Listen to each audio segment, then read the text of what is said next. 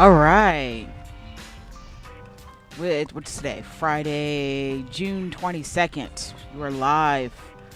FanAddicts MMA show here on FightFans Radio. I am your host, Erica Lewis. I am joined by my co-hosts, David Wolf and Justin Cohee. What's going on, guys? What's good, Erica? Hey, what's going on? The return on? of the king. Fedor's back. Fedor's... Ready for UFC. Ready for UFC. He's back. Fedor's back. Yeah, it sounds like we got Front Row Brian on the show. Pedro Hizzo in a minute and a half. Come on. He's ready for Junior Dos Santos. Absolutely. I agree 100%. He's ready to take on the very best the UFC has to offer. Although Mike Fagan has... Thanks, Bloodstain Lane. Don't even get me started on those guys. They just make me not want to be an MMA fan. They make me not want to be an MMA fan. Okay, so today's show we'll be covering a lot of topics. We'll be talking about, of course, UFC 147 tomorrow night and tonight's UFC on FX 4. I think it's worth mentioning the Bellator stuff we were discussing right before we went on air. But since we started talking about Fedor, let's continue to talk about Fedor. If you were not aware, which I think a lot of people were not, Fedor Emelianenko returned. It's so well promoted. I don't know how people couldn't have been aware. I know. I mean, Russia. You had to be sleeping up underneath a rock if you didn't know. Putin was there. Say what? Vladimir Putin was apparently there. Yeah. So if it's all smiles for Vladimir Putin. If Putin got the email, then everybody else should have as well. And Fedor faced former UFC champion Pedro Hizzo, and by former we mean like former. We can add one more former in there. And he beat him in how long was it, David? A minute? I think it was like a minute 22. Wow. Which I don't know if anybody was really surprised by. I mean, I wasn't, but well, you could have bet the fight. Fedor was going off at minus 2,000, and Pedro Hizzo was at plus 1,000. And I was tempted by that plus 1,000. Or I wasn't tempted, but I was like, those are ridiculous odds. Fedor's kind of washed up. Well, Hizzo, you like a slight breeze will knock him out these days. So. Oh, that's fucked up. That's really plus 1,000. That's all I can say. Before we continue, of course, you guys can, as usual, you can tweet us at FightFans Radio or at FanAddicts MMA, at Justin Cohee FFR, at FightFan_Erica. We're also on Facebook, facebook.com/FightFans Radio. And you can call into the show, 410-988-6525, if you think we're idiots for thinking Fedor is washed up, which Mike Fagan kind of alluded to yesterday during the Untethered MMA podcast. But you know what? I hope we don't have any of the Russian mafia listening. Whatever. I ain't scared of them. Should I be scared? Probably should be a little. Think so. I should probably be at least a little bit scared, but I'm not. So whatever, bring it. I don't know. It's disappointing to see Fedor leave the world of MMA without having ever competed in the UFC. There was so much bullshit surrounding that it's a shame that we never quite got to that point. And I think that kind of leaves a black mark on his record. I mean, am I crazy for thinking that?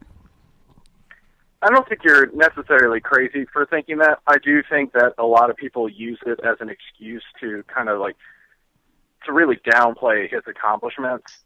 Because, I mean, yes, he never competed in the UFC, but, when he was wrecking people, the top guys in the UFC heavyweight division were Tim Sylvia and Andrei Arlovsky, and he wrecked both of those guys. He defeated Antonio Rodrigo Nogueira a couple of times, beat Mirko Krokop when he was in his prime, never lost in pride, and then, had, some mixed success over here in the U.S. when it was clear that he was, starting to get towards the end of his career. But I really, the timing was just kind of weird. The circumstances with M1 always kind of screwed things up, which is unfortunate. I think a lot of people really wanted to see Fedor versus Randy Couture, Fedor versus Brock Lesnar at one point. But unfortunately, we never got to see that. But at this point in his career, the top guys are Junior Dos Santos, Cain Velasquez, Alistair Overeem, guys we never got to see Fedor fight, but it would seem almost unfair to put Fedor in the twilight of his career versus those guys who are clearly in the primes of their career. I can see but that. Even in his prime, I don't think he would have been able to handle the current crop. He handled Nog, he handled Crow Cop. He never really faced someone with great wrestling and pride. I think Cain would have pulverized him. And Junior Dos Santos, it's an interesting matchup, but I agree you can't really compare Fedor's end of his career to these guys in their prime, but I really don't see a prime Fedor faring well against him. But then again, Fedor's sort of another generation. MMA has taken another step in its evolution, so maybe it's unfair to even compare them like that. Well, yeah. Again, at the end of the day, there was so much talk about Fedor being the greatest of all time or the GOAT, and maybe he was in certain circumstances, but I don't know. It's hard to have that argument when it seemed like, especially 3 or 4 years ago, when it seemed like it was the perfect time for Fedor to make the transition to the UFC, and there was all that bullshit with M1 Global. That wouldn't have worked out well for him, except financially. You don't think that would have worked out well for him financially? Or for Fedor, except for financially, it wouldn't have worked out well. Right. Oh, yeah, well, I don't know. He would have made a lot of money, but he would have gotten beat very bad. Well, he went to Strikeforce, which was a subpar league. And lost as well. Yeah, and pretty much. And I also heard during the broadcast yesterday that the crowd was not, that it was not as big of a crowd as they had expected it to be. So I heard that as well. And part of Fedor's legacy has to be his destroying several MMA companies just through his contract, and people thinking they'd be able to make money off pay-per-view with Fedor, and failing again and again. I mean, that happened. Part of why Affliction went down was Fedor's contract. Strikeforce having to be sold to UFC was due to Fedor's contract. So you had Fedor sink so many promotions. He wouldn't have sunk UFC because they have so much money. Yeah, I agree. And they would have made money with him. Fedor Lesnar would have broke records. Well, and they had the UFC had more than just Fedor. It seemed like these organizations just had Fedor. He was their flagship. The UFC, they had Anderson Silva and George St. Pierre. They had a lot more going into the deal than just Fedor. Fedor was not the linchpin of their organization. Would have not have been the linchpin of the organization. So after defeating Pedro Rizzo, he retired. And again, I think him never competing in the UFC is a little bit of a black mark on his record. But here's a question, and I think this is a solid question because we've seen this too many times with athletes. Is he actually done? Who knows? I don't think so. Exactly. His management appears to have extreme influence over him. Even though he doesn't want to fight any longer, I'm not sure that's the way it's going to work out. I don't think he wanted to fight for the last few fights. Yeah. I mean, I just for some reason I just can't think my mind around it that his last fight is going to be kind of pretty much a gimme against Pedro Rizzo, someone who. It's better than a loss to a real guy. I mean, if you're talking about, Fedor was washed up, but you put him in a guy who is, been washed up for quite some time. There's probably some difficult fights out there that, he may have won, he may have lost, but I think it would have been a better way to end his career going off on a loss in a competitive fight against someone who's younger and more skilled than Pedro Rizzo versus going out there and, collecting the easy W and then calling it a career. I don't know. It doesn't have the epic feel that you would think that the end of Fedor Emelianenko's career would have. And like David said, I don't think M1 can't survive without Fedor. Like their shows are crap. Their fighters, most of the fighters in the organization are crap, with the exception maybe Jeff Monson and a couple of prospects.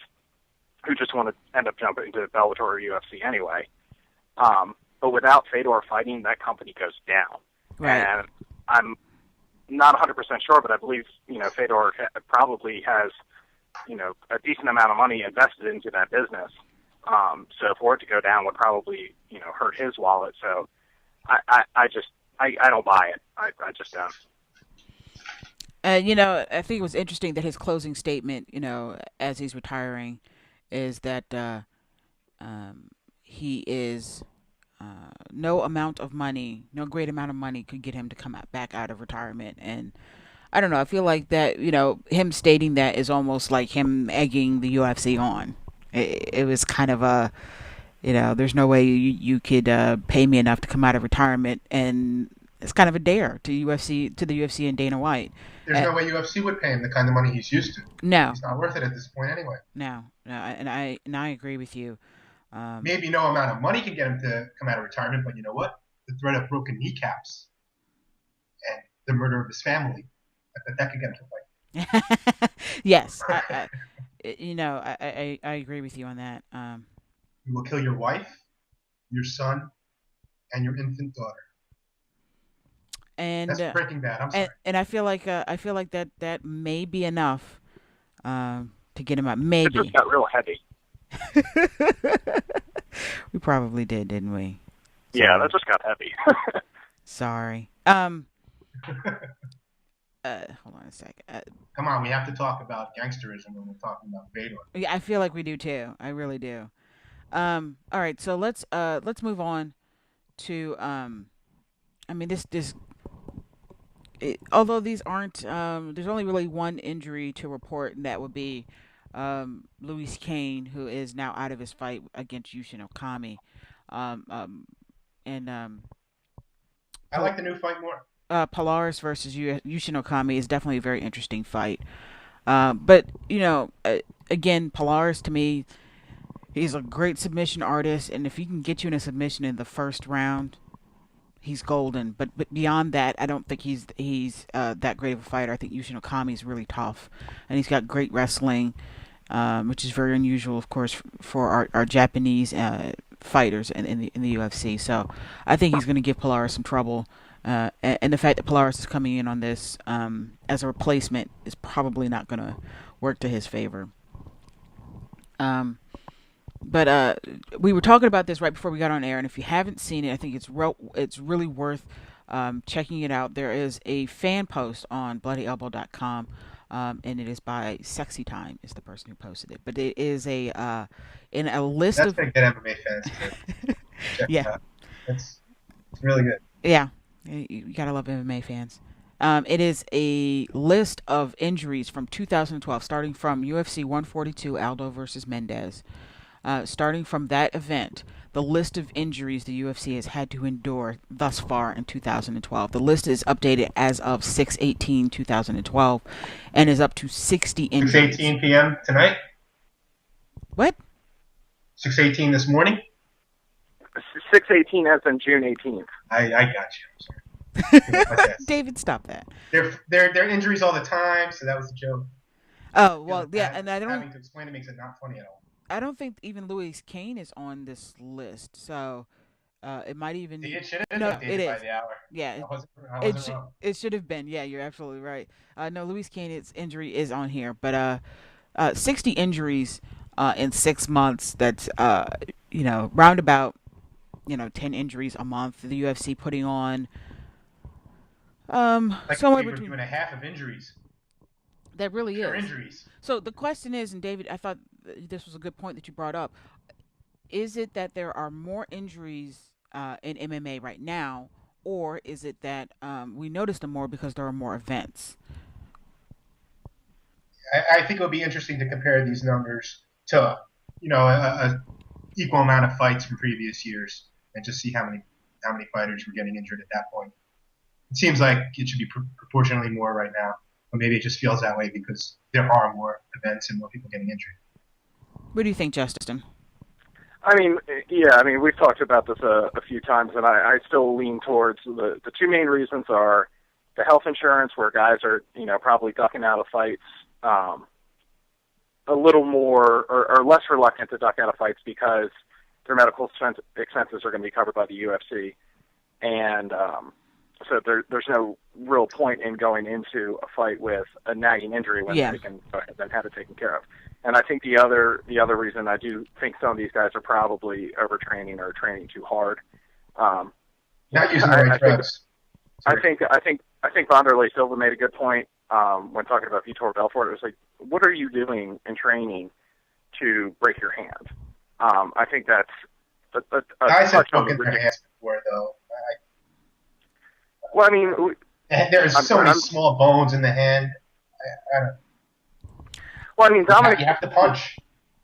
You do have to punch, but I feel like you need to be. Dominic has a history of that type of injury. Vitor Belfort, I don't think we've heard as much with hand injuries as Dominic Cruz.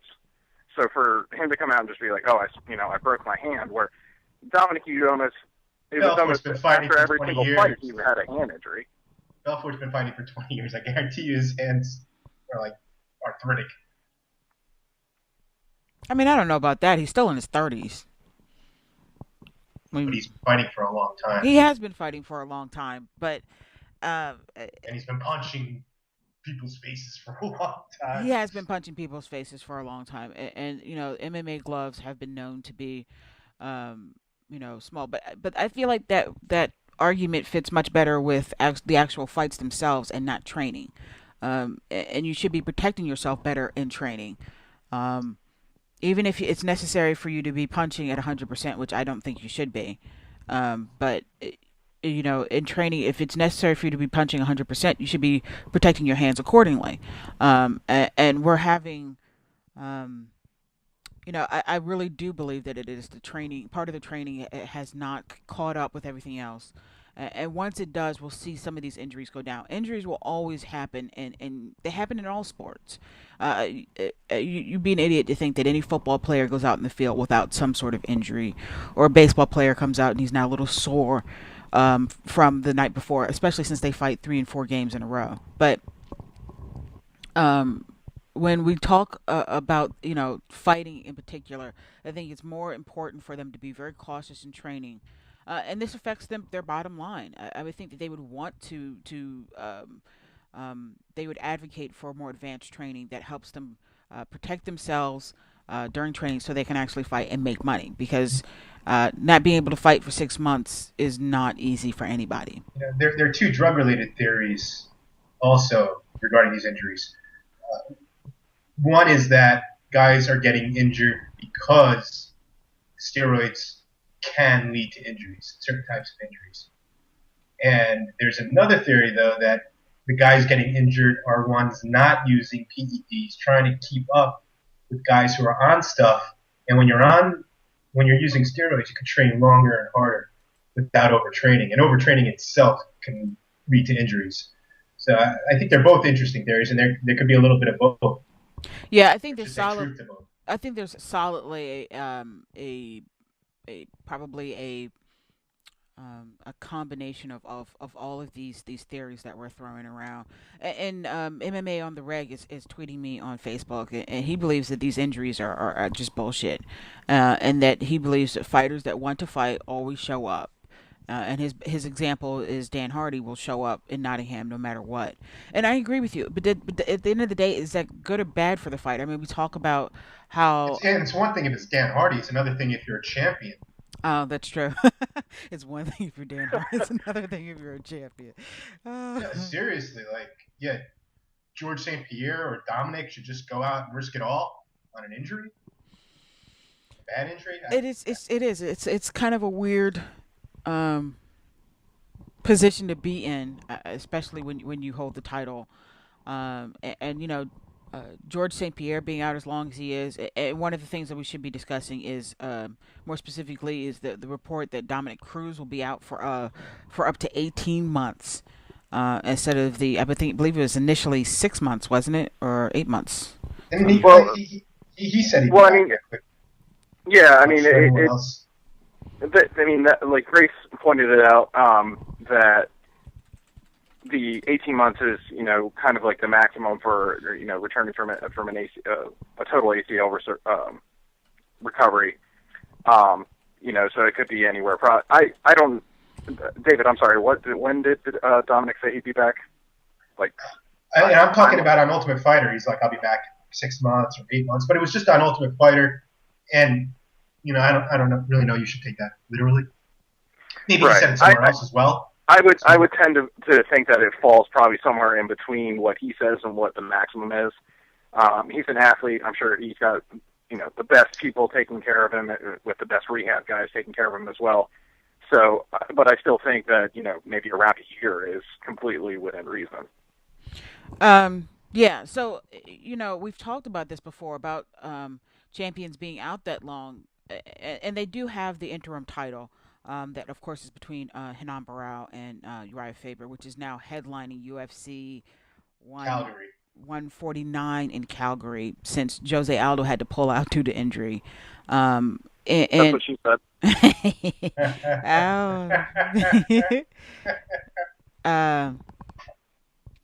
MMA on the Reg wanted to know how many of the 60 fighters who were pulled out were champs. So there are 6 champions in the UFC.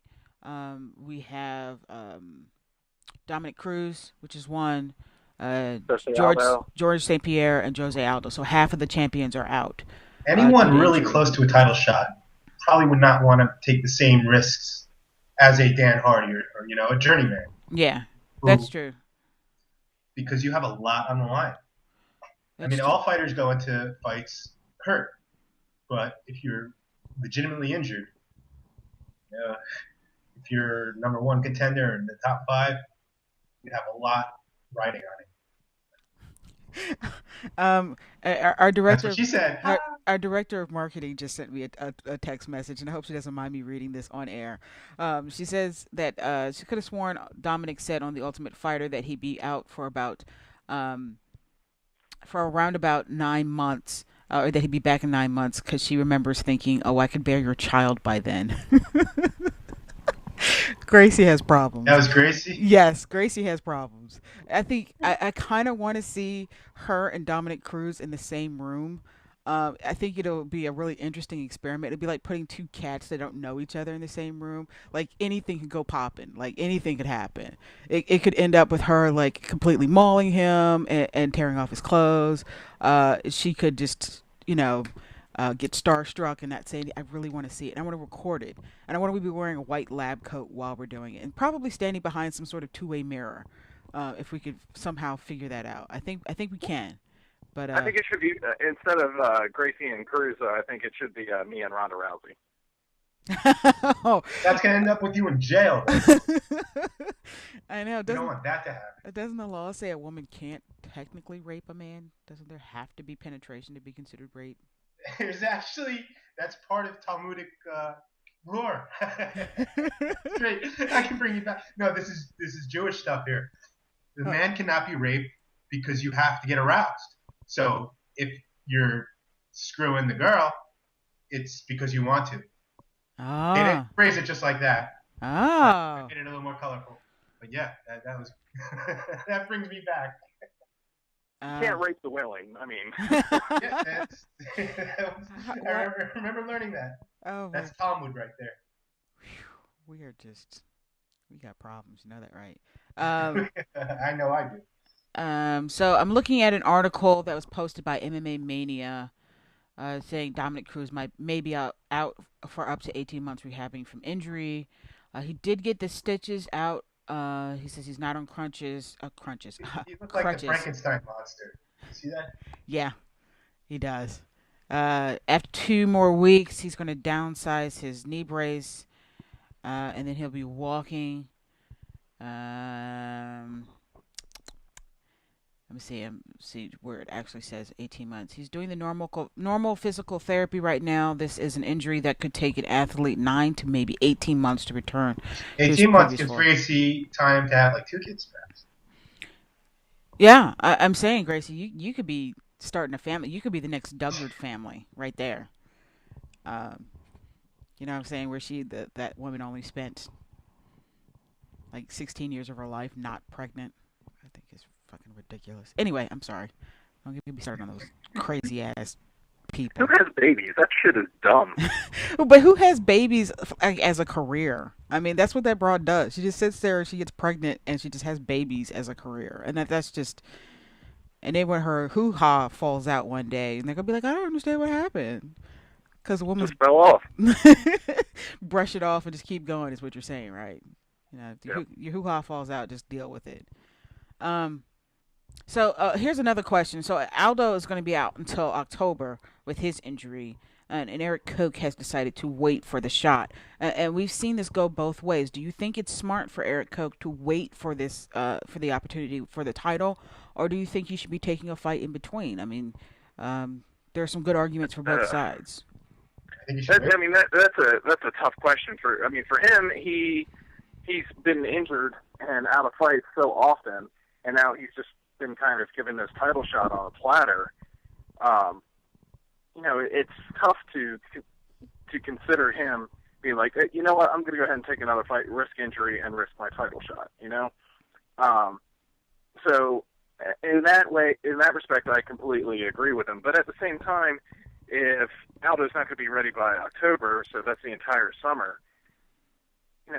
Eric hasn't been in the cage since I think the fight, his win against Jonathan Brookins. Yeah. It probably wouldn't be a bad idea to shake off some of that ring rust. But if he's going to be fighting, if he's next in line for a title, he's going to have to fight a top contender, which I believe the only other guy at 145 right now that you could put in against Eric is probably the Korean Zombie, which I think would be an awesome fight to watch anyway. Hatsu Hayoki. If he wins tonight. Mm-hmm. He's fighting tonight. Yeah, he's got to be Ricardo Lamas tonight. But yeah, I like the idea of either one of those fights, but it's the same thing with Carlos Condit. It's not good for Koch. Why am I going to risk injury and risk losing my title shot? Not only risk injury, risk a loss. Yeah. I mean, It's and look not what a certain happened win to over either of those guys. Well, look what happened to Josh Grisby. He was supposed to be next in line he was supposed to fight Aldo, and Aldo got hurt, and he took the fight against Dustin Poirier and got the shit kicked out of him, and then lost his title shot. So, it's a double-edged sword. So yeah, you can criticize the guy either way, but in the end, it's his decision. If he thinks it's best for his career, go for it. Yeah, I mean that's a tough call, and that's obviously something a fighter has to discuss with his team and really look inside himself. Too many guys have lost title shots by doing. Yeah. You're absolutely right. Real tough call. But how many guys did you feel like weren't able to really perform up to standard because they had been out for so long? Like, you want to be able to put your absolute best in that cage when you're fighting for the title, and that's hard to do when you've been off for so long. I mean, ring rust is a real thing. It's not just some term we throw around. I mean, I think we've seen it enough to know that it is a real thing. I mean, if Aldo's going to be back in October, you're only talking a few more months. Okay, fair enough. If Aldo's out another 6 months after that, then yeah, take a fight. I don't think you should stick around like Rashad Evans. Well, if Aldo's out for another 6 months after that, the UFC needs to put an interim title together. And I'm sure they will. Yeah. But I don't think it's unreasonable, and I don't think he risks any more ring or cage rust, whatever you want to call it, waiting, 4 more months at this point? And he would taking a fight, risking injury, and risking a loss. And he could lose to either of those guys. Well, I'm going to look him up real quick. Because when was that Brookins fight? I think that Brookins fight was last year. Yeah, I mean, that was the Brookins fight, I think, was September of 2011.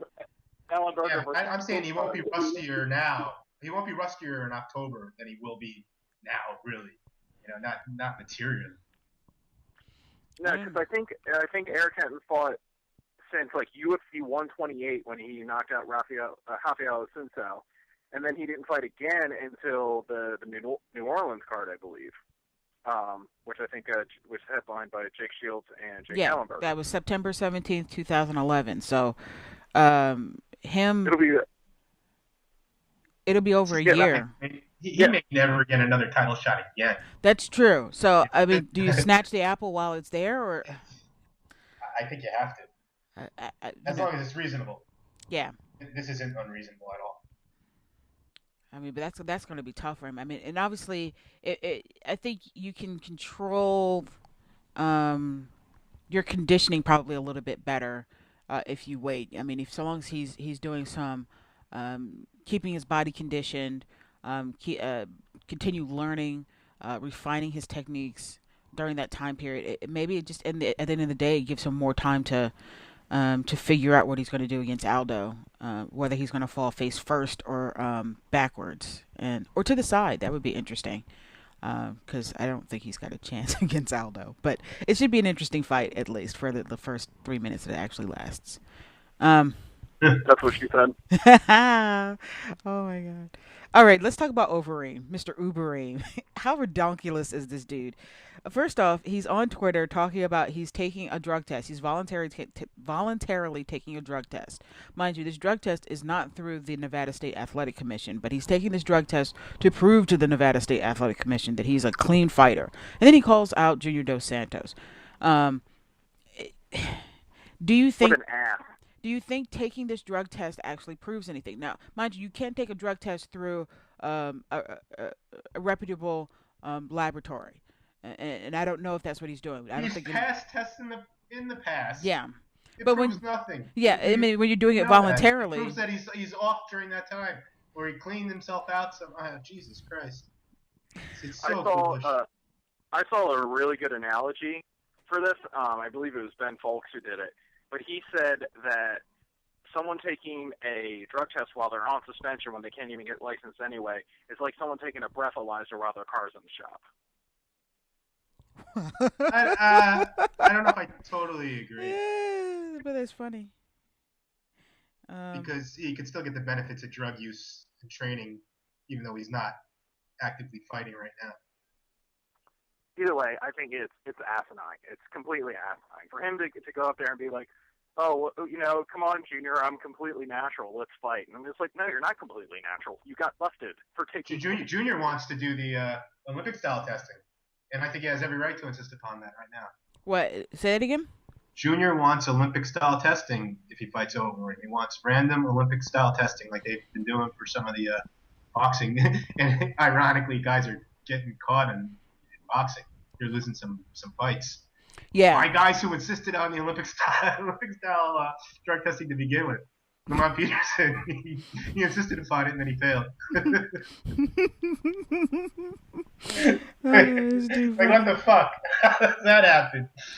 But that's I'm not 100%, but I remember reading that Junior Dos Santos wants Olympic style testing for a Reem fight, and with Reem failing, I think it's absolutely reasonable for him to ask for that, especially since Reem, again, is the poster boy for this stuff. Well, I mean, it's not only did Overeem, fail that test and get suspended, but, you made him Brazilian.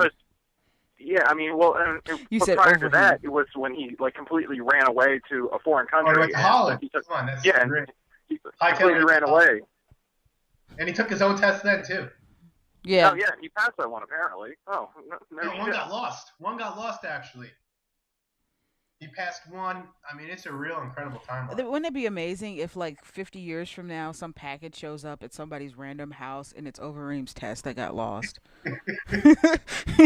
Overeem's urine or blood. I forget what it was. I think he took the blood when they wanted urine. And it's, mutated and it's, glowing and, yeah. Overeem and his horse meat. Yeah, I get what he's trying to do, but he's being jackass. Come on. He's kind of being draw attention to himself. He should be quiet and just do his time. And if he's gonna fight Junior, I think he's gonna have to agree to that type of testing. Yeah, I agree. For your PR reason, I don't think he could say no. I won't do it. Because I want to see that fight. I want to see Junior Dos Santos versus Alistair Overeem. As an MMA fan, that's what I want to see. I don't think it's unreasonable for JDS to demand Olympic-style testing for Overeem. And if Overeem fails that Olympic testing, I think he should be let go by the UFC. That's just how I feel at this point. Because at no point will we ever be able to trust Overeem again. Oh, he'd be finished. Yeah, and you can't, and I think Overeem is talented enough that he'd be able to get through a good portion of the heavyweight division. And then you can't have a guy fight his way back up to the title who has a history of failing drug tests like this, which is the same reason why Josh Barnett why the UFC and Dana White are so reluctant to bring him into the UFC. And I think the fact that they're making Probably easier if you're a flabby guy like Barnett. People forget more easily than if you look like you're a freaking shining example. You look like you should be on a pro bodybuilding stage. Yeah, absolutely. That was one of my oh shit moments of the year was the the Overeem weigh-in, because he just gets up there and like Ariane Celeste is just like, what the hell, and he gets up there and flexes and just looks like a freaking comic book character. Like, I mean, that's ridiculous. Man, if that dude could act, and if he wasn't quite so funny looking in the face, I guess. Yeah, he's a little funny looking. He's a funny looking guy. You ever see Fargo? Yes. Funny looking. Oh yeah, it's like funny looking. Describing Buscemi, right? Do you remember what he looked like? Oh, he was just kind of funny looking. All right. Funny looking. We have a call. Hey, what's up, caller? Who we talking to? Uh-oh. This is Dave. Hello? Did we lose the caller already? And that was an interesting call. Yes. I'm going to disagree with that point. All right, well, give us a call back because we cannot hear you at all. Please do. We love calls. Yeah. And Terrence. Are they trying to call again? Add call to group. Come on. Who we talking Hello, to? can you hear me now? Yes. Who we talking to? MMA on the reg. What's going on? How you doing, man? What's going on? I want to get onto that whole 60 fighters being injured, and I understand there's a variety of reasons that these guys could drop out of a fight, mostly because it's like in their best interest. But to me, like, I think that there's kind of another side of it in that the UFC definitely just doesn't allow or not allow this to happen. Like, I think that there are certain fights, and this is just my opinion, but I think that there are certain fights that are already sold out that, have come up, such as the UFC in Calgary, where they kind of say with a little, wink and a nod, hey, if you're injured this time, it wouldn't be the worst thing if, you pulled out, because your next fight might be more lucrative for you. And, I think without a doubt, there's just no way that half of these injuries completely benefit the UFC insofar as that the next fight they make with that fighter would be a better fight that could bring in more revenue. Right. I mean... So for... Go ahead. I'm sorry, go ahead. So, for instance, right? They needed a better fighter for Okami. It wasn't the worst thing for them that it's Polaris that's going to be in that fight. Or, if you just look at when all of a sudden there's been good fights that are on undercards that have just been basically pulled because of injury, that's crazy. You know what I mean? And it's it's happening too much. It's happening so much that people are talking about it that I just don't believe that the UFC, the way that they run lose business, a lot of goodwill by switching these fights around. Oh, I wasn't able to hear you. I said I think they lose a lot of goodwill with fans by these fights around. It's been disastrous. True, but the UFC is not one for goodwill. You know what I'm saying? They have to be. You have to go for goodwill. Those are the people who are paying for the pay-per-views. No, I hear. Yeah. I mean, I hear you, but in all honesty, how many times has Dana White pissed you off, and you'll still buy the shit? That's true. I get annoyed all the time. I spend more and more on this. They have a pay-per-view tomorrow that everyone in the company acknowledges is going to do shit. I mean, how can this be in their best interest? And that's a result of injuries. Right, but I mean, look how they treated the Miami fans after that event that they saying that they they can't come back to South Florida because it's a bad market. Meanwhile, the WWE makes tons of money in South Florida. But meanwhile, they sit there and they say, we're not coming back. You guys aren't good fans. You didn't drive up 30 minutes from Miami to wherever the fuck they're at. The bottom line is that the UFC continually, through Dana White, pisses people off, or at least most people that are intelligent. You know what I mean? By instincts, but not by bait and switch fights. I just don't see it in their interest at all to even through a nod and a wink let fighters imply to fighters that they should pull out from a fight. I think they want it not to happen every time it happens. Let's say Coke beat Aldo, even though he wouldn't. But let's just say it happened, right? That would be devastating for the UFC, especially how they're pushing the entire... Aldo doesn't draw money. It wouldn't be devastating at all. Aldo is not a draw. Yeah, but we don't know if that's true, especially like in Brazil. We do. If he can't, I mean... UFC might be just blowing up with Aldo sales, like for his walkouts and shit. You know, like it could be a gazillion different things. The point is that Eric Cook certainly isn't going to freaking sell more. You know, like at least in my opinion. Sell less. I mean, you have fights take place all the time where guys win. That it would have been better for UFC if Brock Lesnar beat Alistair Overeem. You know, I mean, things just right. Fight game. Do you think that that's as dramatic? Like, I think that those people are like Overeem and Lesnar, kind of like on a more equal, like on a more equal level. Whereas like Aldo, you can like technically put him in a fight, say Hioki if he wins tonight, or whoever, you know, and actually like have a pay-per-view not do horribly, especially if somehow you can like connect it to like your overseas markets. Whereas I think you pissed off a lot of Calgary fans, even though in some ways Morale against Faber might even be a more attractive fight. People are planning to see Aldo Coke. So I just don't see UFC having. I don't see UFC having any type of incentive to announce fights and then have guys pull out.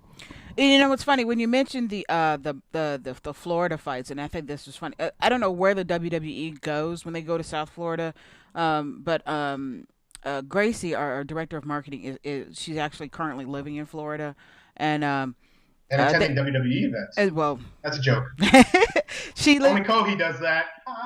Oh yeah, Kohi loves the WWE, 100%.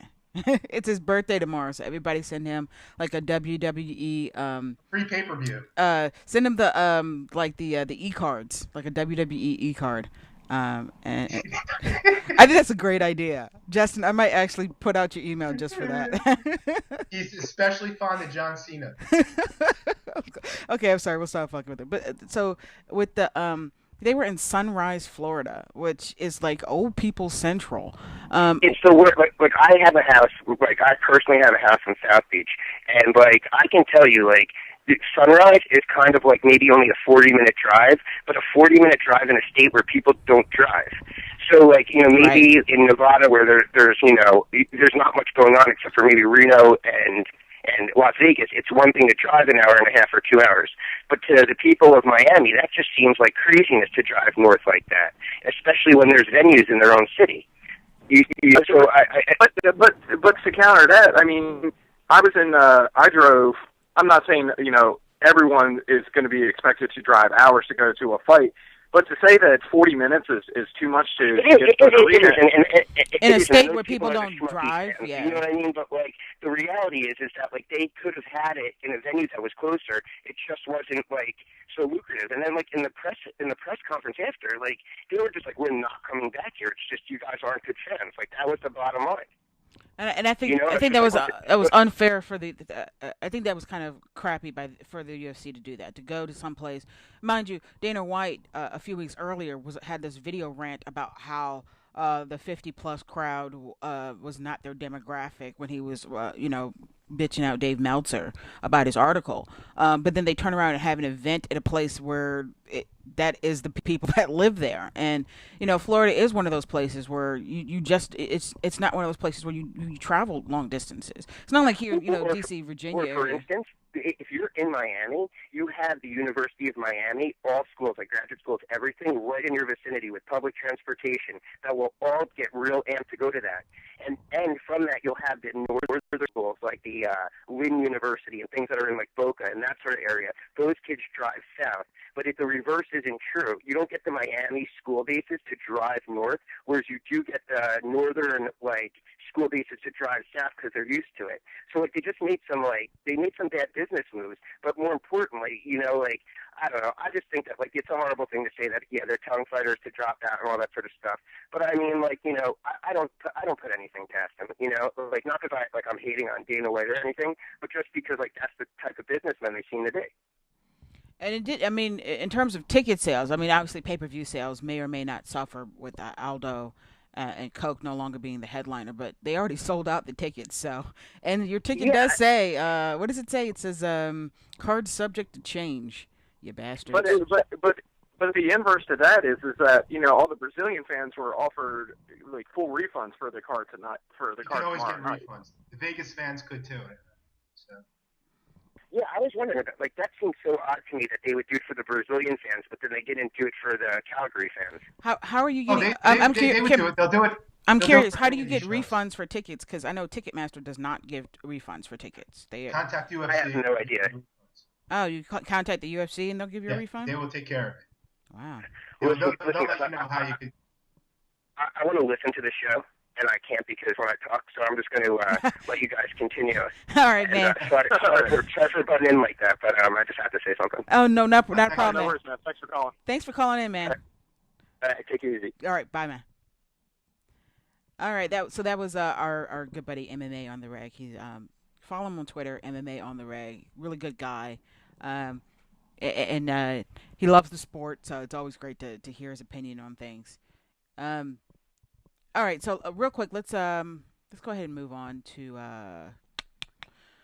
some new matchups. We have some interesting matchups. Actually, the one that I'm really intrigued by. I'm doing my like Dr. Evil thing over here. Dan Hardy versus Amir Sadallah was announced in the last week. That is an interesting fight. Not that I think either one of these guys is setting the world on fire, but Dan's probably gonna knock him out. I agree. I think that's going to happen. I like Amir Sadallah. Don't get me wrong. I like him a lot, but oh God, I could care less about this fight.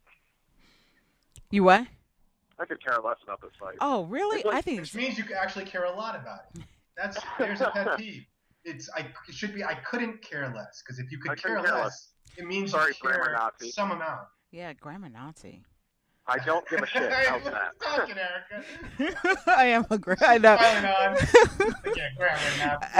That's funny because there was a guy on David's wall. I don't even remember what it was a discussion. Well, we don't even say what the discussion was about. There was a discussion on David's wall, and this guy was he was lecturing me. He was being a dick about something, but he was using the wrong there. He was trying to use THERE, and he was using THEIR, and I was like, first off, how do you mix those two up? Like, I don't even know how you mix those two up. First off, and then second off, he used it repeatedly. It wasn't like one time like it was a spelling mistake, like his finger slipped up. Like he used the word several times and he used it wrong. So all I did was post, I can't take your argument seriously if you can't use the right there. Like, just off the bat, I have a hard time because you have to. I mean, if you're like, well, I'm the kind of person, I type something, even if it ends up being wrong because I missed it the first time, I always go back and look at it to make sure that I have those things, the its and its, the theirs. What's another big one that people mess up? Yours, twos. That drives me insane. If you are a person out there who is over the age of 6 and you are using TWO instead of TOO, shoot yourself right now. Just eat a bullet. Oh, I get people all the time asking me, "Is like, should I use TO or TOO?" I'm like, what the hell? Like, I mean, like you graduated, you have a degree. You have a degree. Oh, you have a master's. Oh, even better. I mean, there are some things that you're allowed to get messed up on. Stationary is one of those. The difference between stationary you write on or something that's immobile. That's fine. You can't figure it out. Look it up. But these are basic elementary school words, people. 2, 2, and 2. It drives me insane. Drives me absolutely insane. How do you spell gray? It depends on how I'm feeling. It totally is with Gemini. What can you expect? GREY it looks cute. Most of the time I use the AY, but I like the EY when I'm feeling fancy. Oh, you fancy, huh? I'm fancy, huh? Justin gets so many cool points for pulling out that song. Like, you fancy, huh?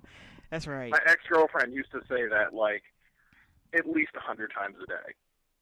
That would have gotten old very quickly. Notice he said X. He was like, you know what, girl? Shut the fuck up.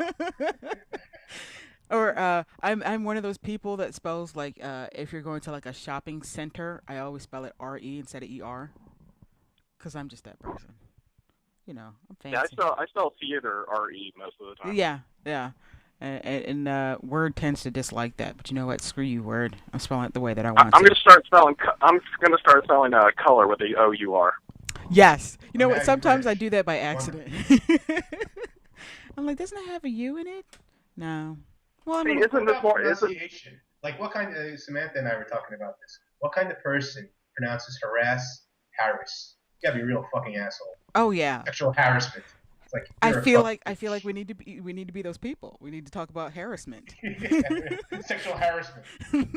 See, isn't this discussion a lot more fun than talking about Dan Hardy versus Amir Styles? It actually kind of is. All right, let's talk about another matchup. Che Mills versus Dwayne Bang Ludwig. I like that one. I do like that one. Well, the last time we saw Che Mills, I think Joe Rogan was sucking his cock, right? Yeah, pretty Sure. solidly. Fight. Che Mills is a tough guy. Tough guy. He was working real hard to convince us that that was not a lopsided fight Yeah, between that's Che the thing. Mills He and had Rory to. McDonald. You spend all this money pretty much to see John Jones versus Rashad Evans, and then he was like, "Oh, here's your co-main event: Rory McDonald, who's a prospect that not many people know about, versus someone nobody knows about." So yeah, I better do some solid lubed up hand jobs here real quick. That was a tough blow job. That was not a hand job. And That was not like a grammar school hand job, my friend. That was a fucking. Hey, I said lubed up hand job. No, that was more than a lubed up hand job. That was a fucking blow job. so Balls deep blow job. let me yes no absolutely and, that I've talked about Joe Rogan and doing that before, and it aggravates the hell out of me. But you know what kind of pisses me off about Rory McDonald is that after that fight, after that absolute demolition of Che Mills, St. Pierre. he is saying that he would rather wait than fight for the title. And I think if the UFC puts you in a co-main event on a major pay-per-view, that means that you are definitely in line for a title shot. If it's not already a title eliminator bout, and I don't think beating Che Mills necessarily gives him that title shot, but the fact that they made it the co-main event means a lot. And your ugly mug was on the posters, and now you're going to tell me How that old is Rory now? 16? 20. 14. No, I think he's like 21. I think it's illegal for anybody over the age of 21 to be sexually attracted to him. Yeah, I'm gonna say like 13, 14, something like that. Maybe he'll make better decisions after puberty. He's got the skin complexion of a 14-year-old. See, I disagree with the importance of the co-main event, and my example for that is Stefan Struve. I can't even remember who was Sean McCorkle. Stefan Struve versus Sean McCorkle was the co-main event for GSP Koscheck. And, I mean, people are going to buy the pay-per-view no matter what because of the main event. And that was the case with John Jones. No, I get that. But that doesn't make that co-main event any more right than Rory McDonald versus Che Mills. It makes it just as wrong, if not more wrong, because neither one of those guys are... as opposed to wronger. The wrongest. It's just... We don't read good. We don't read good, no. I don't even use the word I don't speak good English. I mean, English is all about... English? That's impossible. English is all about communication, right? So long as you understand what I'm saying. You understand what I'm saying. You know what I'm saying. Know what I'm saying? I can say everything basically with fuck, like they did in The Wire. No, know what I'm saying? Picking up what I'm putting Some down. version of fuck. Motherfucker! Fuck! I feel this like whole scene takes place just with the word fuck. I feel like you could do that, and visually you could. I mean, you couldn't do it just audio. You'd have to have video go along with it. Visual was important. But I think that is totally doable. Huh. I still haven't caught up on the Wire thing. I know David is on the verge of no longer being my friend, but it deserves some type of Nobel Prize. I need to watch it. Everybody talks about it. They even referenced it on an episode of American Dad, and I was like, damn it, I definitely have to watch it now. So I'll get on it. I swear I'll get on it. I just wish that it was on Netflix. Sorry, I was just going to say, in case anyone was interested, looks like Miller almost had a deep guillotine on Ricardo Funk and Funk, whatever the hell his name is, in the second round of their fight, but Funk just got out of it. So never mind, I got a little excited. Oh yeah, and I keep forgetting the prelims are on right now. I meant to record those, and they're on Facebook. Oh, those are the Facebook ones. Let me record the ones that are coming on. Fuel. Shit. On Full TV. We're not hearing any more about their deeper penetration. That's what she said. It's funny. There was a tweet that came out this week. I think it was the day before yesterday or yesterday, and it made me think of you. Numbers are reporting that they've lost a couple hundred. They've lost homes? Yeah. It went down? Uh-huh. That's awesome. It's actually gone. You had to figure that's what's going on because we haven't heard the 10% increase in like 6 months. Yeah. So something happened. It flattened out, but it's actually decreased. Good job, UFC. Let me see if I can find anything on the interwebs to support that, because again, that was a Twitter message. And please, we don't need support. We're on a radio program. we don't need to verify our facts. Put it out there. Corroboration? No, you heard it somewhere. You heard it on the net. I heard it on the web. All right, so another matchup, and I'm guessing that Justin wanted to talk about this fight. I think this fight might be a candidate for most boring fight that's coming, and that's Michael Johnson versus Danny Castillo. I think that fight's going to be awful. I think it's going to be an awful fight. Danny Castillo Johnson looked a lot better than he had. Johnson looks a lot better than he has, but he's not. He doesn't have a lot of really exciting moments in his fights. And Danny Castillo, he is somebody who his whole mantra is to just grind out a decision win, and he wears that funky little headband and thinks he's cool with his little curly hair, which is very nice hair. He has really nice hair, but that does not save the fact that you're a boring fighter, which he is. I saw him at the Dominic's fight in DC, and he was hammered. Good Lord, was that man drunk? And it was hysterical. He just kept walking up and down the aisle, just yelling nonsense. That's awesome. That's what I like to see. I like to see my fighters yelling nonsense because they're drunk. Where's Chris Laban when you need him? I think he's back on the wagon, isn't he? He better be. Everybody was giving. Ethan always delivers the goods. Everybody was giving John Jones drugs. In fights. Everybody was giving John Jones so much shit about driving drunk and how dangerous it was, and he could have killed somebody. You do realize that Chris Liebman's done that like a dozen times. Yeah, right? But John Jones has got the self-righteousness thing on. That's their excuse is that he's got. But that's the reason why Liebman's never said he's anything but a fuck up. Now, if you set the bar really low, what can they say? He fucked up like he said he would. That's a good point, and that's expectations. An important message for all of our young fans out there. Lowered expectations. Lower the expectations, and people will be happy.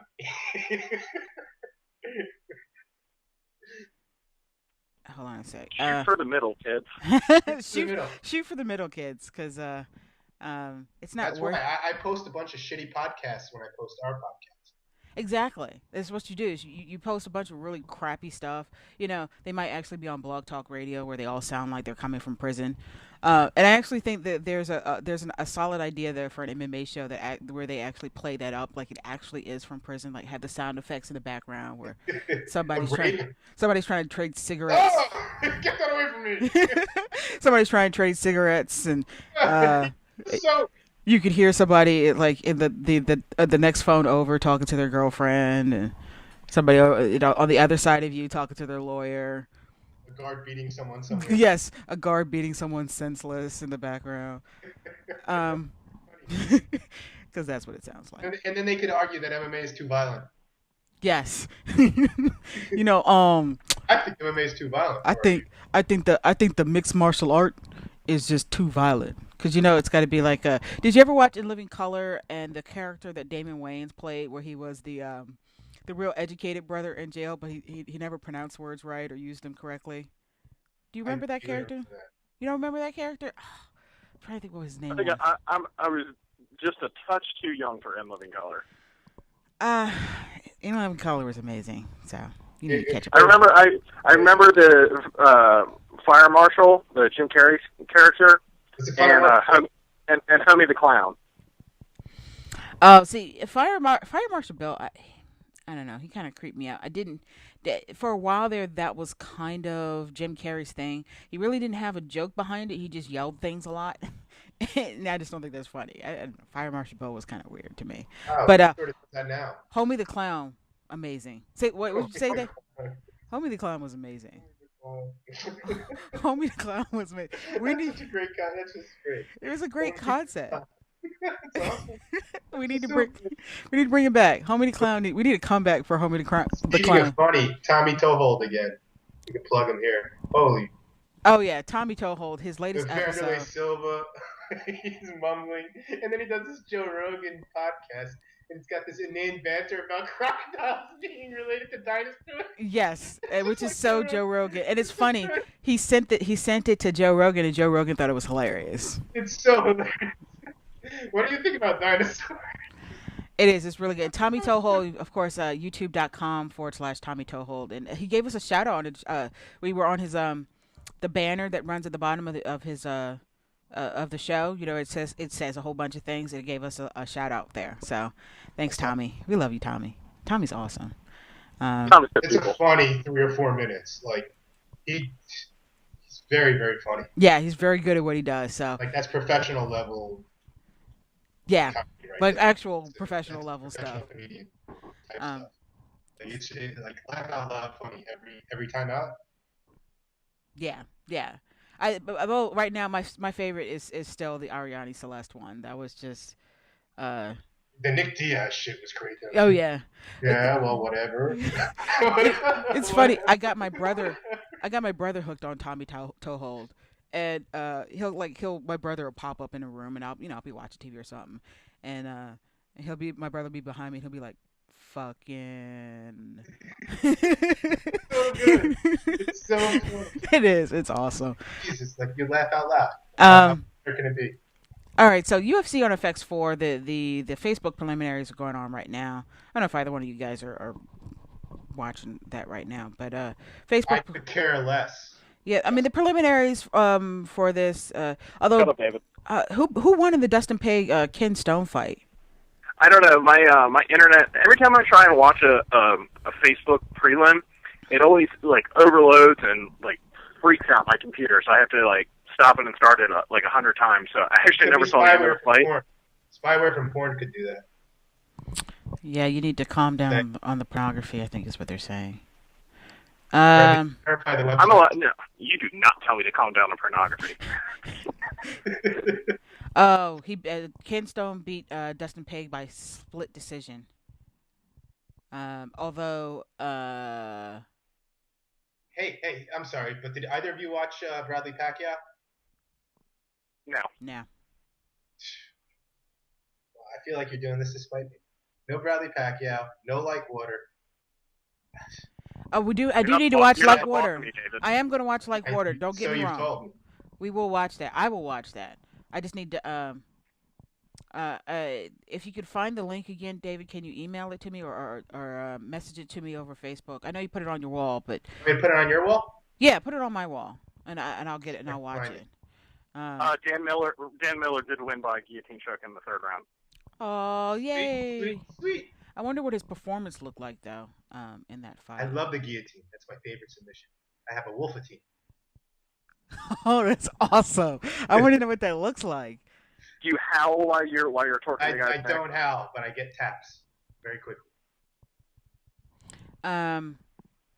Okay. All right. Let's talk. So the UFC on FX. That's awesome. UFC and FX4 tonight. Just the main card: Ross Pearson versus Cub Swanson. Ross Pearson's Team Lloyd Irvin. He is Team Lloyd Irvin. I'm just not sure how I feel about the fight. Although I think it'll be a very interesting stand-up war between Pearson and Swanson. The next fight after that is Brian Ebersol versus T.J. Wahlberger. I can't say that fight is really lighting a fire for me either way. I think Spencer Fisher versus Sam Stout, which is co-headlining. David mentioned this earlier that it'll probably be a good fight, and I think it will be, but it lacks any kind of importance whatsoever. Oh, sure. But let's talk about the main event: Clay Guida versus Gray Maynard. And we brought this up on a previous show, but I just want to bring it up real quick again just to remind people. But Gray Maynard did file something official with the New Jersey Athletic Commission asking them to have Clay Guida put his hair up because they thought that it would be too much of a distraction during the fight. And we mentioned this before, that this has been brought up before, but with Clay Guida. This is the first time that it's ever actually been enforced, and Guida and his team complied, without complaining, which I have to give them props for that. That would have been a farce. I wish they would have complained. Imagine a hearing on that shit. Oh, that would have been funny. The hearing or the... It would have been a herring. Herring, yes. Oh, my God. Oh, we pull out the puns. Oh, that's awesome. But actually, I'm sorry to interrupt, Erica, but I was actually flipping through Twitter a little while ago, and I saw a retweet from Cage Potato. It actually looks like Clay Guida may have cut a good chunk of his hair off. Oh. I mean, didn't he not go in the video game because of that? Yeah. Well, yeah, like at one point, THQ said that they couldn't include him in the game because his hair was too crazy to actually make it look realistic. And then I think at that point, Dana White offered him like $10,000 to cut his hair, and he refused. But Cage Potato retweeted this picture where I didn't get to read the whole tweet because it cut off. But it was just this pile of hair. So I mean, I don't know if he cut it all off or he just gave them both a pretty decent trim, and then they're gonna tie it back. But it was pretty crazy. Oh, wow. I'm sorry. I'm reading an email while you were doing that. Sorry. I don't know. But how do you feel? Do you really? I mean, we talked about this before, but do we really think that Guida's hair is that much of a distraction? I mean, do we really think that it is? I mean, people still find a way to beat him. Yeah, that's true. Kenny Florian seemed to be able to make his way past that. But Kenny Florian, Benson Henderson, a number of fighters. So. All right. So, actually, Justin, I want you to tell me what you think Guida's keys to success in this fight are. What ways can Guida win this fight? And then I'm going to have David talk about Gray Maynard. But go ahead and talk about. I think Guida needs to be really safe here. He is a little bit small for 155. I think he's probably a guy that could probably make 145 if he really wanted to. But he needs to really play it safe here. We've seen Maynard's striking has definitely improved over his past few fights, specifically in his fights with Frankie Edgar, and he also showed in the Edgar fight that he certainly has quite a bit of power behind his punches. But Maynard's the type of guy who starts fast and tends to fade a little late, whereas we know Clay Guida's gas tank is just full all the time. The guy never runs out of energy. So I think what he needs to do is just kind of play it safe, get his shots in while he can, get in and out of the pocket, defend the takedown, and then when he starts getting into the deeper rounds, then he needs to start looking for the takedown on Maynard and put Maynard on his back and then work his ground and pound and try and hope that he can steal maybe the last 3 rounds. I think that's going to be his biggest key to victory there. And David, in your opinion, what do you think? I mean, Gray Maynard is the favorite going into this fight, but what do you really think is his some of the things he needs to watch out for as he's facing Clay Guida, and the areas that you think that he'll excel at in this fight? Piggybacking off of Justin's point, I think Maynard has to try to end it early, but not gas himself out like he did with Frankie. But the problem is that Guida has a gas tank that just won't stop, and Maynard has got problems with a gas tank, and it's a 5-round fight. So I would give Maynard the advantage, I think, in every category, except cardio, and cardio could be the story of the fight. For Maynard to win, I think he's got to use his stand-up, maybe even try to take Guida down and do it within the first 2 rounds. If it goes longer than that, Guida's really tough to finish as well. So I think I favor Gray, but this could be a very difficult fight for him. Yeah, and I have to agree with that. And Maynard tends to be very stalky. He likes to stalk his opponents. Stalky. He likes to chase. He likes to kind of. I think the term is stalker-ish. Stalker-ish. Justin knows all about stalking with his Ronda Rousey. Now, Justin, in terms of being keep her voice down, she can hear me. An effective stalker, are the bushes better cover or behind a parked car across the street? I can't give away all my secrets on here. Oh, okay. All right. Fair enough. We'll talk about it off air. Okay. Not that I'm looking to stalk anybody. Although Michelle Lopez is very adapted at stalking people. Maybe we should have She doesn't try to hide, though. She's just like, hey, I'm your stalker. Here I am. Oh, that broad is so crazy. Okay. Don't say her name 3 times. It's like Beetlejuice. Yeah, Beetlejuice. Beetlejuice. Up here on our program. Start stalking us. So, okay, and now I'm going to ask you guys, who do you think is going to pull off the win tonight in the main event between Clay Guida and Gray Maynard? I'm picking Maynard. Yeah, it's. I'm going to tend to agree. I mean, it's funny that we just said that, if it goes the 5 rounds, then, that's a type of fight that probably favors Guida, but at the same time, Maynard's a better striker, better wrestler, bigger, stronger guy. I think he'll do just enough to win a decision. Yeah, I have to agree. I just this is Gray Maynard's fight to lose at this point. He would have to actively be stupid in the cage to lose this fight, I think. And again, a 5-round fight, Maynard's biggest deficit in this fight is going to be his cardio against somebody like Clay Guida, who could probably do 10 rounds in a cage. So he'll need to pace himself. He'll need to make his shots count. Guida is notoriously hard to knock out. So I don't think he should rely on that. I think he should really rely on a stoppage by the ref. He needs to overwhelm Guida when given the opportunity and have the ref make the stop, so long as it's not Kim Winslow, who would probably let somebody die in the cage fairly quickly. I think she's one of the shining lights in terms of referees and MMA. But yeah, I gotta agree with that. So we're all going Maynard for this one, right?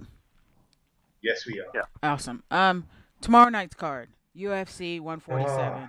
This card has been raped and pillaged proper like. How much more appealing is the FX card? It's ridiculous. Yeah, that is the honest truth. Tonight's UFC on FX 4 card is much more appealing than tomorrow night's UFC 147 card, and I'll be damned if I pay for it. Yeah, I think a lot of people are thinking like What's really nice is that the UFC has allowed jungle fights to put on a card, and then for the UFC to put their name on it. Oh, that is messed up. They're licensing out the name. Things have gotten really bad in Zoofaland. Licensing it out to anyone. Now we'll be promoting UFC fights next week, actually.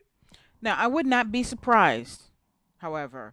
I mean, the Brazilians are absolutely fanatical about MMA, and damned if there are Brazilians on the card, they are even more fanatical about it. I wouldn't be surprised if this card it does phenomenal in Brazil. I mean, it will probably do great in Brazil. I mean, they got Vanderlei Silva headlining. They got the guys from Tough Brazil, which was extremely successful for the UFC. Yeah, but the guy that is one of the finalists is not in the fight. Yes, he had to pull out due to injury. This is the first time in the Ultimate Fighter history that this has happened. So, I mean, but they'll still love the fight. I mean, these guys, these people love MMA, and I really wish our U.S. fans would take a page out of the Brazilians' handbook. We are so complaining about everything. But the main card for UFC 147 starts off with Yuri Alcantara versus Hakran Diaz, whatever. I'm that's actually one fight I'd like to see because I think Alcantara is going to be something big at 135. Mm-hmm. I don't even know what he looks like. I'm assuming that he's of some sort of brown. That is Yes. that is pretty much. His last fight was against Michihiro Omigawa, and actually had a pretty deep armbar that looked like Omigawa tattoo in the first round. But the ref didn't see it, and then the fight went on. He went on to really win a very commanding decision. It was just a really impressive I performance. do remember that fight. I remember that. Okay, yeah, all right. That deep armbar that where Omigawa looked like he tapped to that kind of sparked something there. All right, fair enough. He was mid flip because he was. And Joe Silva went crazy. Yeah. Oh, whatever. He tapped. I saw a tap.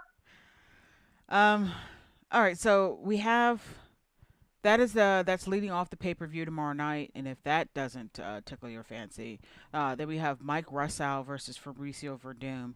I really think Mike Russell is one of those guys. He's got quite a few wins in a row. And probably his most exciting fight, his only exciting fight, as far as I'm concerned, is the one against Todd Duffy, where he was pretty much Duffy was kicking his ass. Yeah, Duffy was kicking his ass for 2.5 rounds. The problem, of course, being Duffy was getting very predictable. He was getting tired, so he was getting into a rhythm. And Russell was able to time him, and he landed a really great overhand and knocked Duffy out. He knocked him out and knocked him out of the UFC, basically. But Duffy might have had low testosterone at the time. Because he's one of the guys that's incredibly, if you ask me, been approved for testosterone replacement. Yes. Yeah. Poor Todd Duffy. Maybe the good doctor can comment on that.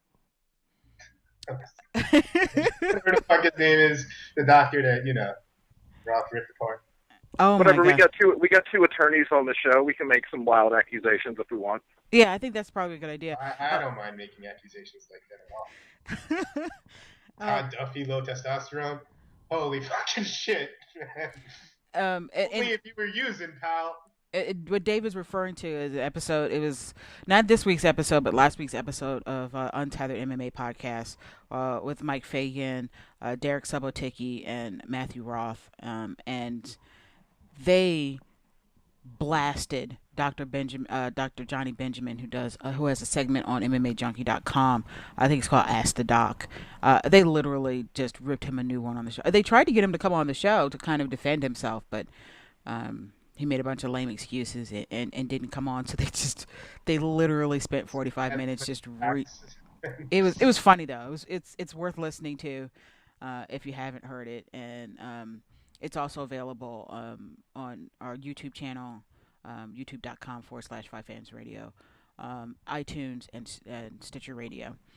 So for shits and giggles, who do you think is going to come out on top on this Russell versus Verdum fight?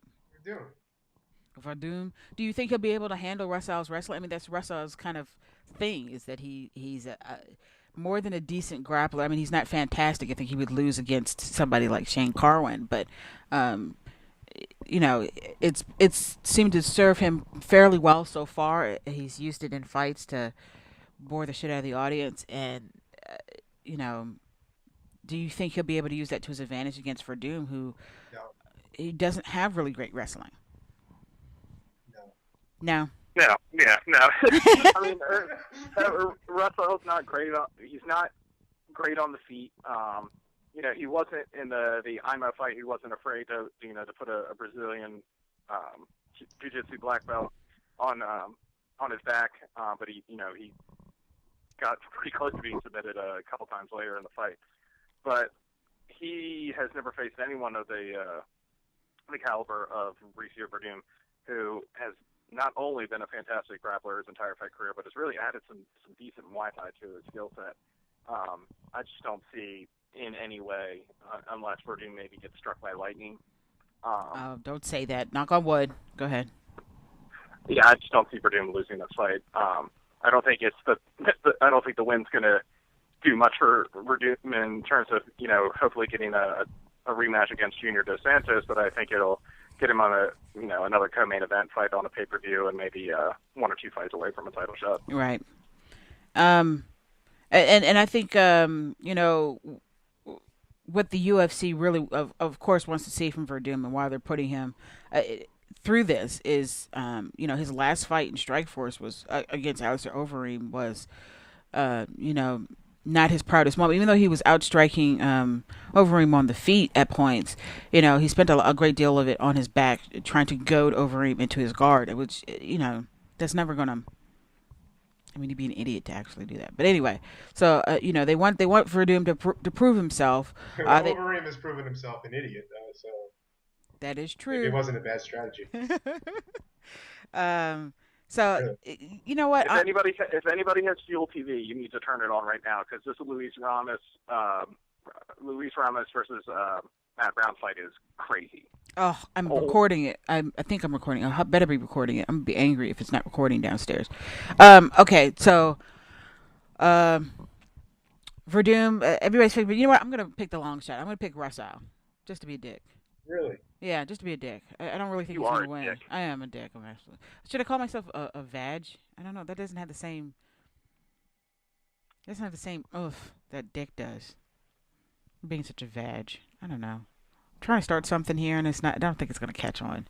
It's just kind of weird. You could use the C word, but that gets people really riled up, which I don't understand. I really, the only if we're gonna spell color COLOUR, I think we could say cunt.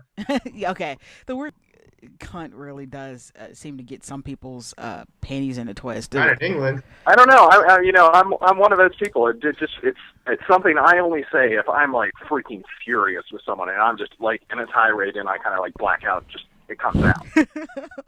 Oh, so you're saying only when TJ comes out? Right. But Derek, Grace, and I were talking about it because they were saying there was like, oh, there's no real like male version for cunt, so we decided that a subbo is the male version of cunt. Okay, fair enough. So I was kind of I like that, a subbo. Yeah, and then there was a guy on Twitter who was really giving subbo some major shit for that conversation, which I was like, whatever, dude. Mind your fucking business. Anyway, I think we should. The next two fights on the card tomorrow night are going to be the finalists from Tough Brazil. The first one will be the featherweight finale or featherweight final. Sorry, and the middleweight final is co-headlining. And I think we'll actually be in for a treat in terms of action-packed fights. I think we'll have some really decent fights. I watched a couple episodes of Tough Brazil, but I'm just not huge on watching stuff on my computer. Are either of you watching this tomorrow night? And if so, how? I'm going to like our local Green Turtle where I don't have to pay a cover charge and I can just sit there and drink lemon and water and So you're willing to leave your house to see this? Okay. I mean, just to go out and be social and I don't know. I don't think I'm going to stream it. Wow. You're not even going to go through the trouble of stealing it. Do you think bars are actually going to get this one? Oh, I know for a fact the Green Turtle near us is doing 147. Oh, they don't know. They don't know. They don't understand. It's so expensive for them to order these shows, too. It is. It's ridiculous. It really is how much it costs to get. They got to pay like per seat. Yeah, it's based on occupancy. And a lot of money.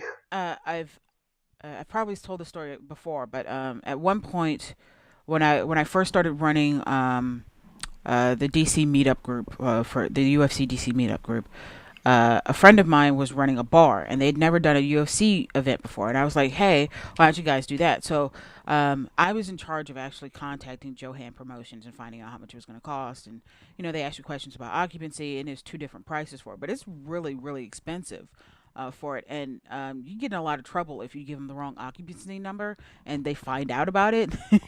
But you told them a lesser amount to try and get the cheaper price. Go to jail. I've known people in DC or restaurants in DC who've gotten in trouble for that. So yeah, it's not a good thing to do. But there was when I was in law school and I was living in North Carolina, there was a bar called Stubble Stilskins, which is still probably my favorite bar in the country. It was right next to my apartment, and so they would show the fights quite a bit, and then all of a sudden they just stopped showing them, and I was like, man, what's going on with it? Why did they just completely stop showing them? And it was during a time where, like, right around, like, maybe from, like, 102 to like 110, where there were some weak cards in there. But the reason they stopped showing them is because they got caught, because not only did they not have like the correct occupancy in, they had like the same kind of cable hookup that you have in a house. Oh yeah, and they were just calling in the regular like $60 pay-per-view and then like projecting it to the rest of their TVs and charging like a $10 cover or a $5 or $10 cover, and then paying $60, so they were making like hundreds and hundreds of dollars off of it. Yeah, I mean, you can make a lot of money. You know, if you have a good restaurant, it's good accessibility for people to get to. And $5 cover charge. You know, a lot of places charge $5 for seeing a fight, and if it's a good fight, people don't mind seeing it, and you make a shit ton of money off of food and drink for these events. So, I mean, a lot of times it makes sense, because if there were times where I'd go to a bar, maybe. If like you got there early enough, you didn't have to pay the cover, and if you got a few beers and maybe some wings, and I'd walk out of there maybe spending $25. Where if I sat at my own place, I would have had to spend $20 on beer, $50 for the pay-per-view, and et cetera, et cetera. So, in that respect, going to a bar works out a lot, but then you have to listen to casual MMA fans grace you with their expertise, which just fucking kills me. Oh, you're funny. Yeah, I don't know. All right, hold on. Let's talk about the main event for UFC 147. Silva versus Franklin 2. The one rematch that no one was asking for. I don't know. Wanderlei Silva. Well, first off, the fight is at Franklin. Well, it's a little below Franklin weight. It's at 190 instead of 185. So it's only 5 pounds extra for Wanderlei Silva, who is now a middleweight and no longer light heavyweight. If you've been sleeping underneath a rock, but 190, and also Rich Franklin, his next fight was supposed to be at 185. I wonder why they didn't do 185 then. If Rich Franklin short notice for Franklin. I think because his fight was originally going to be in July rather than rather than now. I think they were just worried about having him, because he didn't have the amount of time he would have had to slowly cut the weight. He would have had to do a major drop fairly quickly. So in the first fight, Rich Franklin won it by, I believe it was by split decision. How do you guys see this fight happening tomorrow night? Going badly for Vanderlei. You see it going badly for Wanderlei? Is that what you're saying? Yeah, I think so. Oh, I like Wanderlei. Yeah, that's it.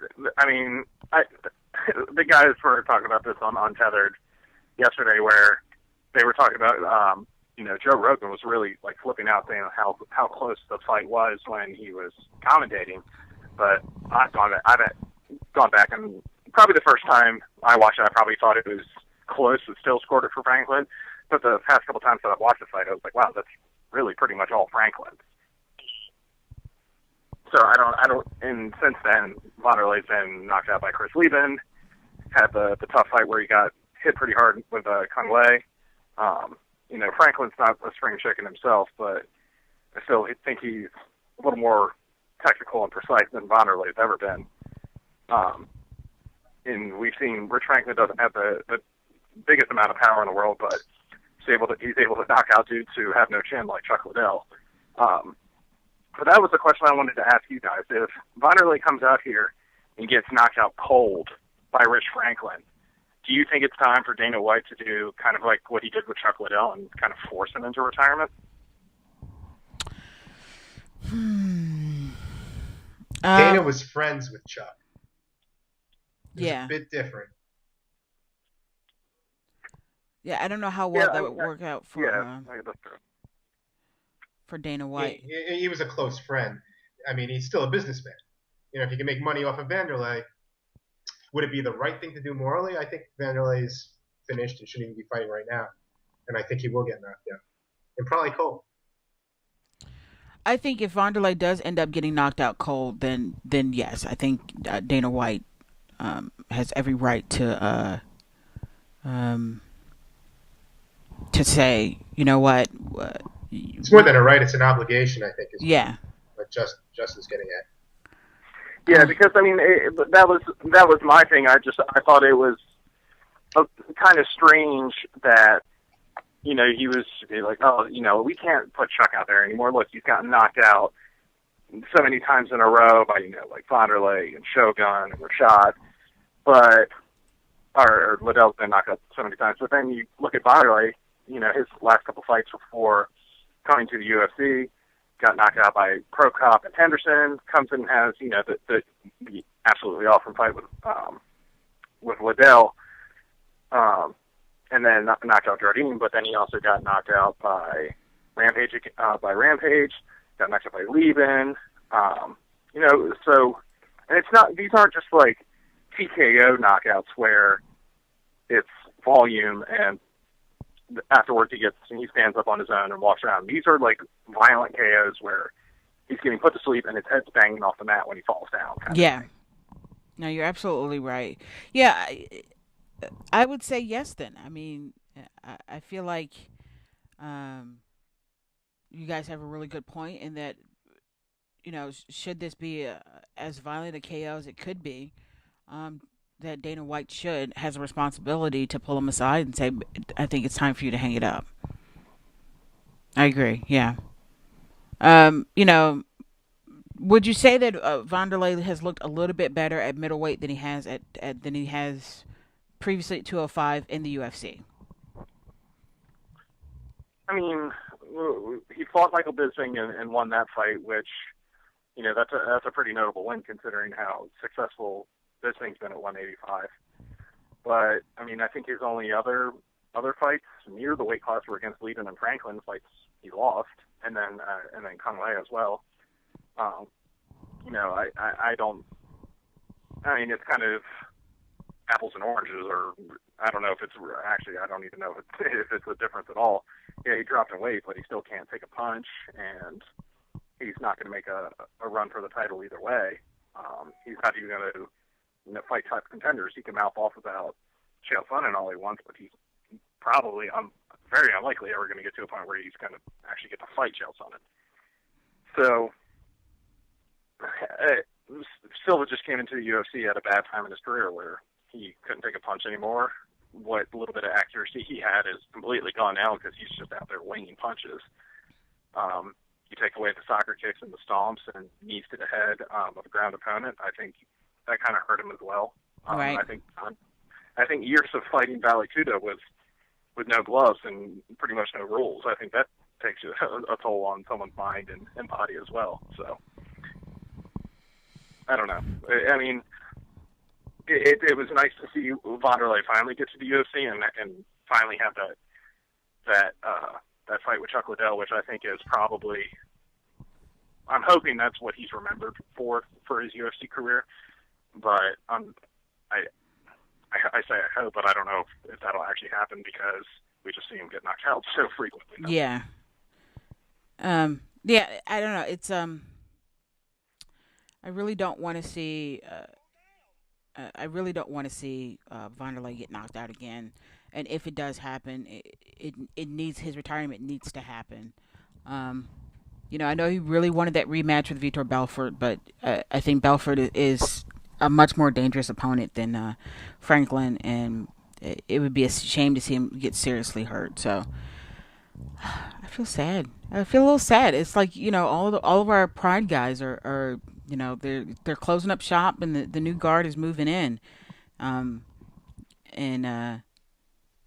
it's kind of sad to see Vanderlei at this point in his career. But hopefully, there is still a chance for him to pull off a win tomorrow. And like we said, Franklin is taking this fight on short notice, so I think Vanderlei definitely has a chance, no matter how slim it may be. So who are you guys picking for main event tomorrow? You have to ask. I'm trying to get some support for our boy. Yeah, I mean, I would love if it's. I'm sorry. No, go ahead, David. You were talking first. I'm not picking Vanderlei. if our boy is Rich Franklin, then you can find some support. But if our boy is Vanderlei, I think it's going to be a short, long night for him. All right. Well, I'm just gonna go for it, and I'm gonna pick I'm gonna pick Vonderlei to win tomorrow night, just because I want him to. He may not actually win, but you know what? I'm just gonna pick him anyway. Yeah, I mean, I'm picking Franklin. I wouldn't be surprised if the fight ends up looking a lot like the first one, where Vonderlei will have his moments and maybe wobble Franklin here and there. But at the same time, I just think Rich will have his number, and I think he'll finish this fight, actually. Yeah, it makes me sad. It really does. But overall, but overall, this is not a quality. At least for the U.S. fans, it is not a quality card. But again, I think it will do well in Brazil. It's got the Brazilians on it. You know, nationalism is huge in Brazil. They love their own, so it should do fairly well down there, and maybe that's all the UFC really cares about at this point. But we'll see the fight tomorrow night. Of course, the pay-per-view fight, and it comes on 10 p.m. Eastern time. Tune in, I guess, if you really want to see it. You can tune in tomorrow. You probably don't. You probably don't. Now, I would follow everybody on Twitter who has to watch it, like the MMA media who have to watch it. We are not that MMA media that have to do anything. So, all right, guys. Anything else before we close up shop? I don't really think so. Oh wow. We just suddenly turned into like a porn broadcast. I love it.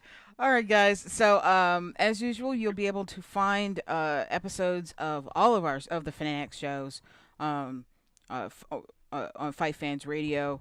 We are located on YouTube, youtube.com/FightFans Radio. We are on iTunes. We are now on Stitcher Radio, which means you can download the Stitcher Radio app to either your iPhone or your Android phone and listen to all of our shows on demand. And that includes FanAddicts, Untethered MMA podcast, our newest show, the BJJ Addict, which is an amazing show if you're into Brazilian Jiu-Jitsu. And they have Dave Camarillo as a guest next week on the show, so that's Tuesday at 7 p.m. Eastern Time. And the Low Blow podcast. And where else are we available? Ustream, of course. We are broadcast live through Ustream, so we do keep archives of our last 3 or 4 shows on Ustream. You can contact us via email on air at fightfansradio.com. We need to start doing that again. They used to do pretty well, so people can start emailing us again. It's just a lot for me to take care of at once. Twitter, of course, at FightFansRadio, at FanAddicts MMA. You can follow Justin at Justin Cohee, FFR. You can follow me at FightFan_Erica. We are planning to get Dave Wolf his own Twitter account. He may not actually be the one tweeting, but it will. We'll pass along any messages to him. Bear my name. The Wolfatine. We'll call him the Wolfatine. I like it. The Wolfatine. And we'll get him to hook his Facebook account up to it so that it'll actually post from his Facebook account to the Twitter. So that'd be awesome. A lot of big plans here. Say what? Big plans here for me. Yeah, we got huge plans for you, dude. You have no idea. idea. Let me just say that since we've got 2 cards on tonight, probably have a couple new editions of Cohee's Corner with some matchmaking ideas afterwards. Yes, absolutely. So, and we'll post that on our Facebook fan page, which is facebook.com/FightFansRadio. We have some big stuff come in the works for this show and for Fight Fans Radio. So stay tuned. Listen to us again next week. Same bat time, same bat channel. Fridays, 5 p.m. Eastern Time here on Fight Fans Radio. We are the FanAddicts, and we will talk to you later. Peace, guys.